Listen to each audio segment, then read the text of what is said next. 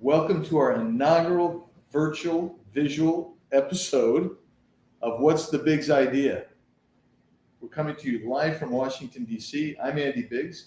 I'm the congressman from Arizona's 5th Congressional District, and I'm fortunate to have with me one of the best congressmen and one of my favorite congressmen, Mr. Matt Gaetz from Florida. Thanks for being with me, Matt.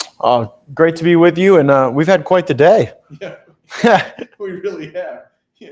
And we're going to talk about that day. That's the idea, is to let people see and understand what's happening in Washington, D.C. And I think this week, for as little as got done in Congress, we actually had some activity, and I liken it to a baseball brawl. Ever seen a baseball brawl? Bench clearing brawl. And what happens is there's a lot of activity, but not really much happens. There's nobody gets hurt usually and that type of thing. So, well, if this is a bench clearing brawl, I think I was the one hit by pitch. And I think our own leadership was throwing it. Yeah, that's true. I think you almost got beamed by the leadership. And a brushback, perhaps. A brushback. I'd say that's a brushback. But we'll get into that in a little bit. But we're going to talk today about Homeland Security Secretary Alejandro Mayorkas, who showed up to testify in front of the House Judiciary Committee. And we also will preview a hearing that we're going to do on May 10th. You're going to be there for that. That focuses on FBI and DOJ overreach on our press. Now, the press can be really hostile to you and I, and as almost every day they're hostile to both you and I. But we both believe in a free press, and that's important. So we want to review, first of all, a tape, Matt, Congressman Gaetz, of you in an interaction you had with Secretary Mayorkas today. So if you could roll that tape, please. How's that for anachronistic while we're waiting?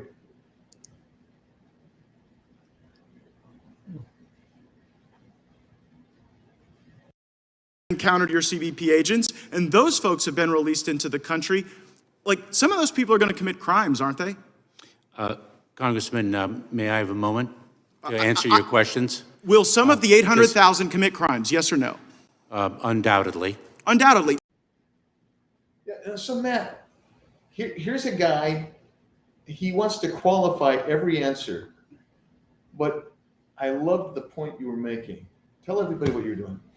I'm concerned that we now have a turnstile system at the border. You've brought many members of Congress, including myself, to the Yuma sector of the border, and people aren't really vetted so much as they're sort of shuttled from the Mexico side into America and then released into our communities. I mean, I think a lot of folks watching probably think, well, when Customs and Border Patrol catches someone, they probably have to go home or they probably go to detention. But the reality is they are moved through a system and the Customs and Border Patrol agents are really being converted to just immigration officers, and they deeply resent it.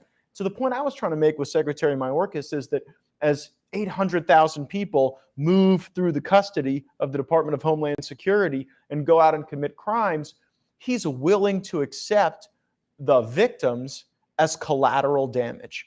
Because this isn't something that they are doing out of incompetence. They're doing this on purpose. And you just have to wonder, how do the American families feel who are seeing their neighborhoods invaded, not just in Arizona, but in Florida and all over the country through these policies and through the harm that's caused? Yeah, and in Mayorkas, though, Secretary Mayorkas, he did not want to answer your questions. And I thought he was a fairly tough nut. He kept his cool and did pretty well. Mayorkas is far more evasive in answering questions than most of the migrants are at the border. They just show up and turn themselves in. No evasion there. But he was certainly an expert in evasion. And you're left after really a week of his testimony on the Hill, not understanding a real goal of security from this administration. I mean, talk, Andy, about what you think their real goals are after having spent hours and hours now with them. Well, so what I think the real goal is, and what Secretary Mayorkas told both the Border Security Caucus when I was there, or what he testified in every hearing this week, and he gave 3 hearings on the Hill this week, is what he was saying is we want to streamline the movement of people from the border into the country. So think about that. Mhm. I mean, and so he's basically saying you're gonna come in those 800,000, except for it's going to be 1.5 million, and we're just gonna say they don't. Folks think, oh, they must at least vet them. No, they don't vet them. They're barely screening them because they're coming from over 150 countries. We don't even have databases or agreements with most of those countries. We don't know who they are. He's going to try to get them in there. That's why I asked him, Mhm. Are you gonna support amnesty? Is that what will you let us know that you're going to commit to at least oppose amnesty and a path to citizenship for these people? Let's watch that clip and see if we can get into that clip with Secretary Mayorkas. And that involves a path to citizenship for those who have been in this country for many years, who've been contributing Very good. to So the you well-being of our country. So the answer is you would support amnesty of some kind. Matt, what do you do? It is amazing at the just shamelessness of this administration to draw people across our border illegally, and then they get to stay forever. And then you really got a key admission there, because the goal here isn't like, oh, let's treat people humanely who might have come because of desperate conditions. It's the full shebang, baby. It's citizenship, it's voting, it's welfare. I mean, I wish we would have spent more time today talking about the economic impact to taxpayers. I mean, a lot of these folks that are coming over, the moment they say, we claim asylum, they go right on the welfare rolls. I think a lot of Americans don't know that. Yeah, no, you're exactly right. And I thought Mayorkas was particularly evasive on this because they get paroled in. They're seeking, or they seek asylum, and they're going to get a piece of paper that tells them when to appear or to call. And that piece of paper gives them basically status to apply for a job, get on the welfare rolls. They're going to show up at the hospitals and go to the emergency rooms under the EMTALA Act. They're going to be beneficiaries more than most Americans are beneficiaries of the social safety network.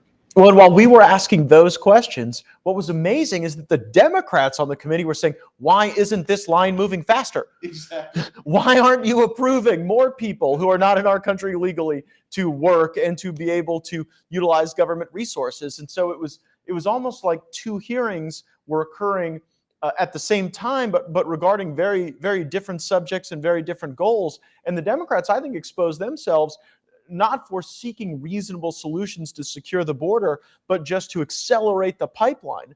I think they've got goals of getting like 1 million people a year into this country illegally. I think you're underestimating. I think it's more than that. And where does it top out, do you think? I mean, because right now, basically, we're watching the 3 principal policies of the Trump administration eroded, attacked, and deemed unusable. Title 42, safe third country, and remain in Mexico. Now it's remain in America.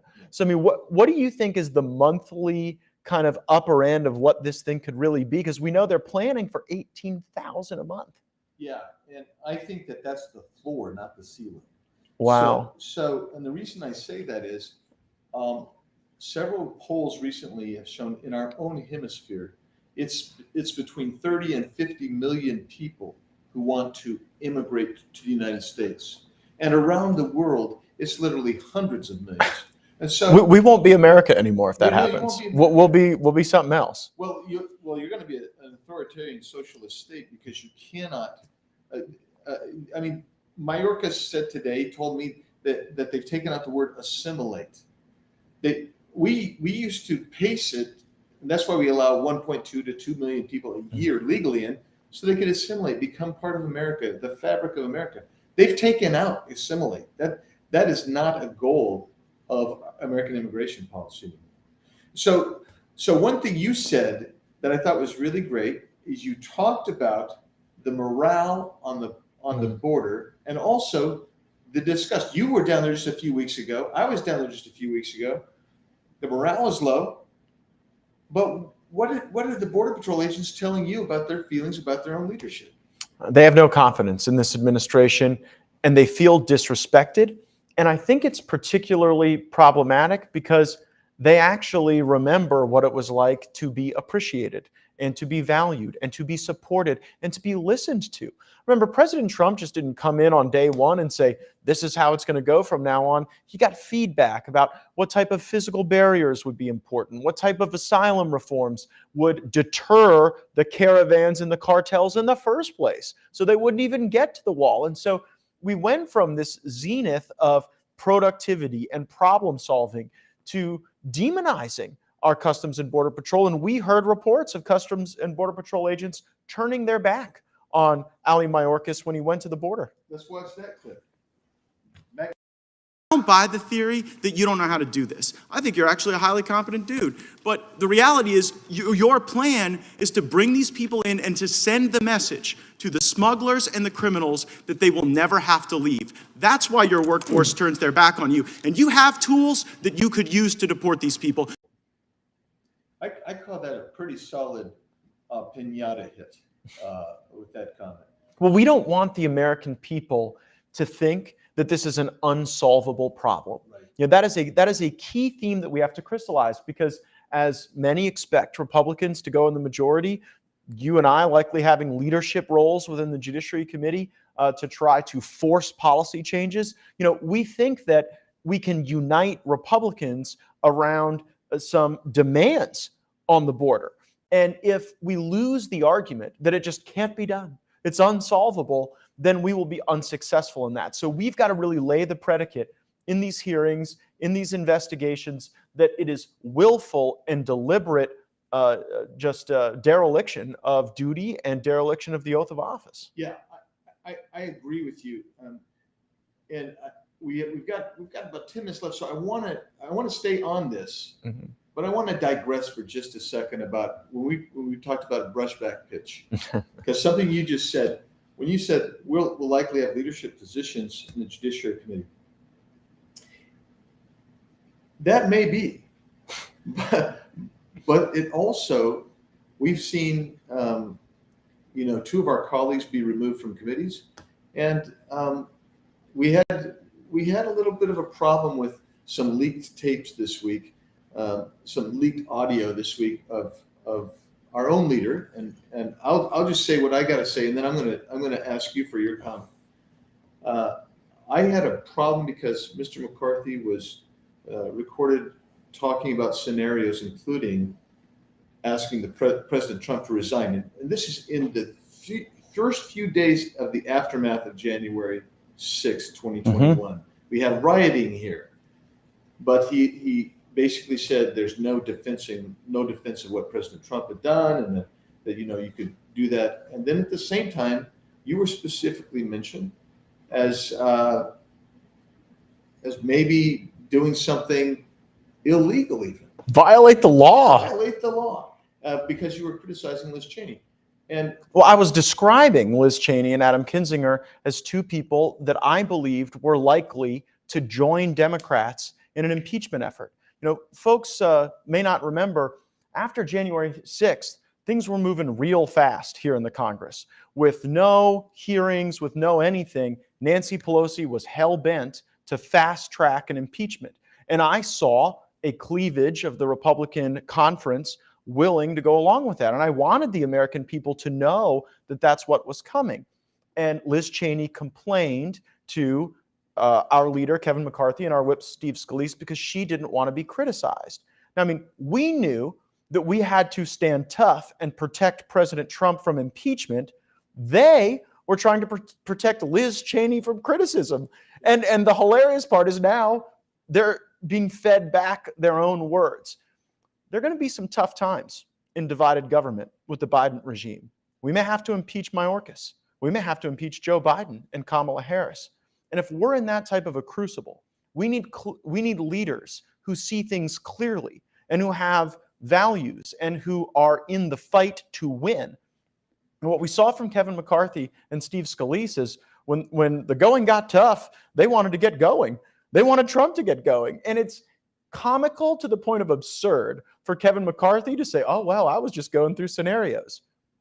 that belies his own words. Like, we can either believe Kevin or our own lying ears, because he said, like, it would be my advice that he resign. That's not contemplating a scenario. That's raising the prospect of a resignation. And as to the whip, Steve Scalise, someone who I've worked with in the past, who I have had a collegial relationship, he raised the prospect of quite literally sicking the DOJ and FBI on me just for having given an interview where I reflected on these Republicans likely to join the Democrats.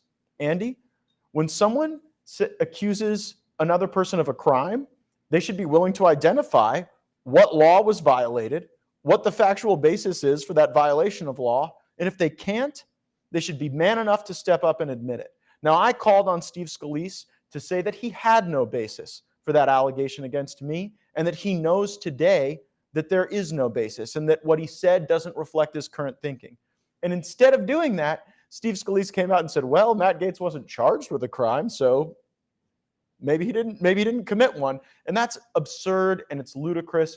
And I believe that these folks are not fit to lead the Republican conference going into the next elections. But I hold a view that's in the minority of the minority, because far too many people in our conference are just willing to debase themselves by signing up for the leadership of these weak men, so long as they get campaign contributions and checks. And you know what? I hate to have to say it, that it's that crass, but it is. You know, Kevin McCarthy is like the LeBron James of special interest lobbyist fundraising. And so he's able to collect money from lobbyists and special interests and redistribute that to the membership in exchange for loyalty that isn't based on the truth, that isn't based on vision, that isn't based on leadership. It's just based on cash. And the country deserves better. And more importantly, Republican voters deserve better, because those who will go out there and trust us with leadership roles actually want us to win their battles. You know, not just to fake like we're in the fight, but actually deliver victories for them. And part of what concerns me so much that I'm going to leave off what he said, and I gave a response to it, and I said I basically don't trust Mr. McCarthy anymore. He's going to have to rebuild trust, but it's more important because it gets to what you were just alluding to. We are expected to win, and we're going to win the House back. Mm-hmm. But when that happens, the voters expect us to take action. Mm-hmm. They expect us to peel back as much as we possibly can this horrific socialist leftist agenda that the Biden regime has foisted upon us, and then try to go forward with policies that might, let's say, do some things to help us along the border, or reduce inflation, or reduce crime, or strengthen energy, the economy, or rebuild the energy sector. They expect us to do everything we can. And so if McCarthy is the leader, and right now, you and I both would say he's probably going to be the speaker if the votes were held today. If the votes were held today, undeniably. He'd be the speaker. If that's going to happen, he needs to be a different leader than he is today.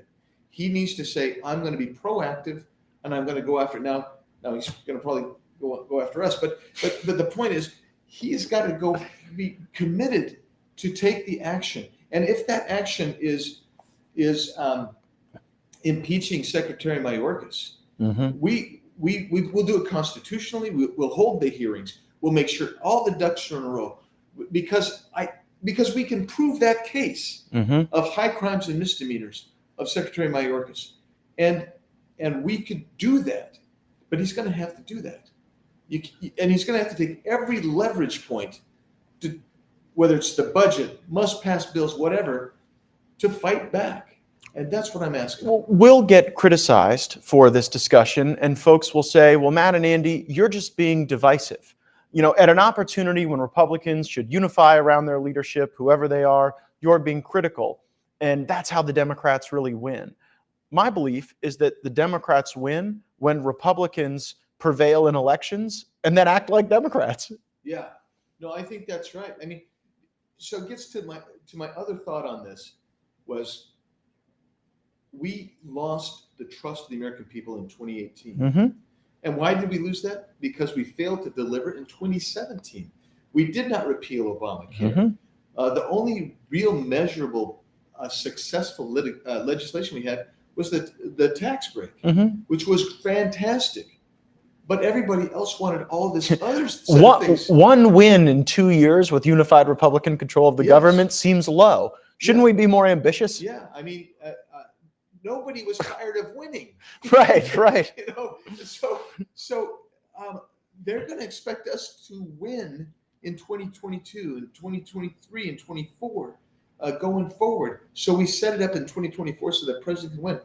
We have to justify the trust that the voters going to give to us. Well, and it's a fellow Arizonan, our good friend Paul Gosar, who says trust is a series of promises kept. That's right. And so what we've got to focus on are what is the essential promise, that we have to keep with the people who give us this power. We violated that with Obamacare. I would say we violated it on the border from a Congress standpoint. President Trump did Herculean things on the border, but we didn't do enough. Look, yeah, I mean, I had a bill that would pay for the fence and Mexico would pay for it.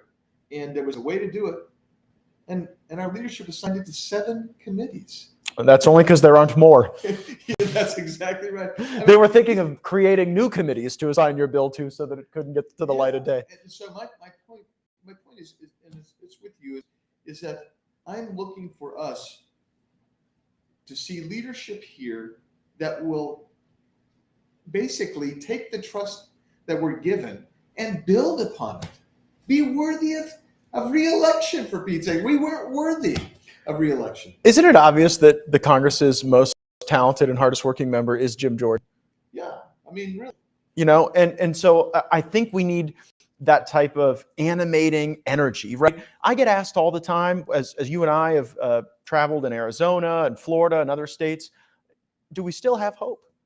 Yeah. Is America just over? Has it gone too far? And I am an optimist on this, Andy. And it might be a good point for us to wrap the show on. But I saw how President Trump was able to almost will us to success on so many fronts.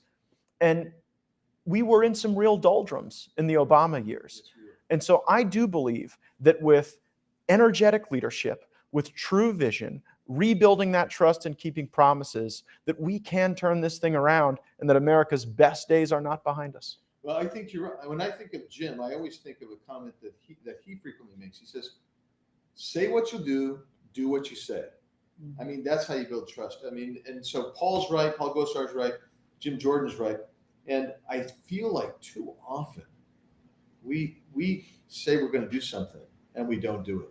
So when I have an American First plan, I've got a lot of positive platform ideas, but I don't just put the platform out there. I say, this is how you do it. You have this. These are the leverage points you'll have. You'll have to use these leverage points. That's what I'm looking for. I'm looking for a leader who's going to say, yes, let's do it. And right now McCarthy's probably going to be speaker. I'm just begging him, if you're going to be speaker, say what you're going to do and do what you're going to say. And by golly, let's keep our. Well, I mean, which version? Well, do what you're going to say on the secret recordings where you're trashing fellow Republicans, or do what you're going to say at the press conferences? Because we've sort of got to get to the best version of Kevin McCarthy. And I don't want this to be a just trash our leadership session. We want our leaders to be the best versions of themselves. Yes. We want to encourage them to do that, but it is discouraging when we see that in their private moments, they sound and act like they're competing for the 8 p.m. MSNBC hour, not competing to lead Republicans and to invigorate the policy agenda that you've outlined. Yeah, no, I think that's right. And the thing that really, now there's so much that's frustrating about it, but one thing that was frustrating to me is I thought Kevin and I had gotten over our differences, because we have had some great communication over the last year and a half. That's encouraging. Yeah, I mean, that is. And I thought, and then when this comes up, I'm like, is it Liz Cheney trying to distract us? Well, yeah, sure, it's Liz Cheney trying to distract us, but how is she trying to distract us? With something that occurred that was real. And so we're going to have to overcome that, because I think Americans want unity. I think they want success. And I think they want the Republican Party to come in and clean out this horrific agenda from the other side. And and if that's the case, I'm a big believer. I tell my constituents this all the time. When I get into 2022, my goal is to win in 2022. and for the next 2 years, do everything we can to dismantle Biden and forward the America First plan. So that in 2024, we win the presidency back. And then we really, really bring it together. And if we bring it together with a great president, maybe it's President Trump, you know what happens, don't you? We go forward for many, many years. We set sail on a course that for generations to come can be peaceful and prosperous and free. What our people deserve. Well, I got to tell you, thanks. Oh, we got 2 minutes. We got 2 minutes left, man. We were wrapping up. You know, you made a point in the committee today that I think is worth noting, that while all these very serious matters go unresolved at the border, there is intense focus on these frivolities. Yeah. Yeah, no, I mean, you're right. The woke agenda is alive and well with it's strong with Secretary Mayorkas. They're more interested in, what pronouns people are adopting in that particular moment than their intentions to potentially harm our fellow Americans. And can you imagine if the cartel's sending terrorists and everybody else over there? Don't worry. They're going to be worried about your pronouns far more than they are about vetting you as they release you into the country.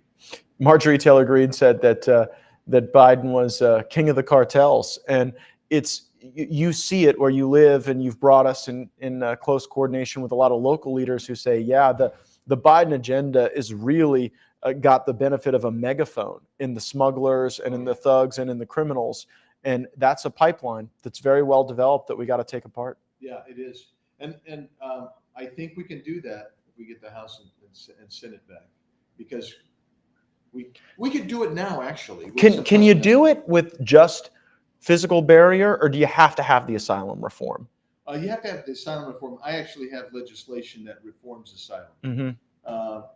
But, the physical barrier, that funnels people to certain points, and that's critical. But you got to reform asylum. You got to reform the Flores case. You got to take care of the Flores case. You got to take care of the TVRA. All of these bills that were out there operating that were taken care of under the Trump administration, or a start to take care of them. Do you think we should be willing to shut the government down to get asylum reform? I mean, that's going to be an operative question. Yeah, it wouldn't be us shutting it down. It would be President Biden shutting it down. But you would make your demand would be asylum and border. Oh, yeah, absolutely. If we're going to save this country, that's where you go. We are great, Matt. Thanks so much. You are great. Thanks for joining us today, and we'll see you next time on What's the Big's Idea?